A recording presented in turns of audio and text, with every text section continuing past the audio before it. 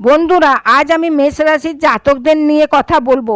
মেষ রাশির জাতকদের মালব্য যোগ বনছে, তাই এই সপ্তাহের শুরুতেই 24 থেকে 30 জুনে আপনাদের কোনো আটকে থাকা কাজ, পরিবারদের কোনো আটকে থাকা কাজ বনতে দেখা যাচ্ছে।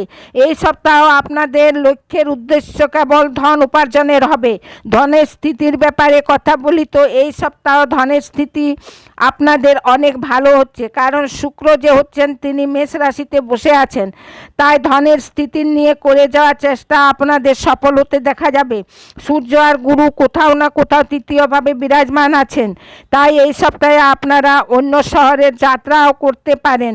যে কাজের নিয়ে আপনারা যাবেন সে কাজেই আপনারা সফল হতে পারবেন, তার যোগও দেখা যাচ্ছে। তার সঙ্গে সঙ্গে চতুর্থ ভাবের ভিতর আপনাদের বুধ নিচের হয়ে বসে আছেন। মাতা পিতার একটু পেটের প্রবলেম রইতে পারে, নিদ্রার সমস্যা বড় বুজুর্গদের রইতে পারে। মঙ্গল কেতুর জুতি আপনাদের পঞ্চমভাবে বসে আছে, মানে কি এই যে সময় হচ্ছে তা সন্তানদের পেটের প্রবলেম দিতে পারে, সন্তান সম্বন্ধিত কিছু প্রবলেম রইবে। ক্যারিয়ারের নিয়ে কথা বলি তো ক্যারিয়ারের নিয়ে এই সপ্তাহ বয়সের যোগ বেশি দেখা যাচ্ছে। ক্যারিয়ারের নিয়ে এই সপ্তাহ 24 থেকে 30 পর্যন্ত বিশেষ কিছু হবে না, অনেক বিজি রইবে। আলতু ফালতু কাজে ফেসে থাকবেন। নিষ্কর্ষ এ সপ্তাহে কিছু বেরোবে না। দাম্পত্য জীবনের কথা বলি তো দাম্পত্য জীবন অনেক ভালো হচ্ছে।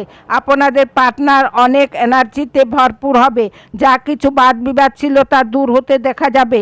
এই সপ্তাহে আপনি আর আপনার পার্টনার কোথাও রেস্টুরেন্ট যেতে পারেন, কোনো সিনেমা দেখতে যেতে পারেন, কোথাও বেড়াতে যেতে পারেন, হালকায় ঘোরাফেরা হবে। এর যোগ এই সপ্তাহ আপনাদের বনছে। ধন্যবাদ।